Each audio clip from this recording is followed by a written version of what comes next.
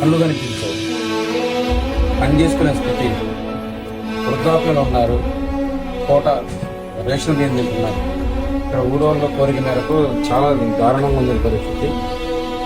ఈ మన భార్య కూడా వృద్ధాప్యం దీనికి ఎవరు ప్రస్తుతం పెట్టే స్థితిలో లేరు తెలియజేశారు. చాలా బాధాకరం.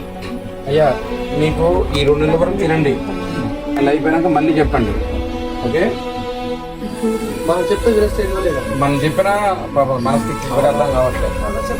మీలాంటి వాళ్ళని ఒక కుటుంబం 100 కుటుంబాలు చదువుకుంటుంది, కొత్త కుటుంబం మాది.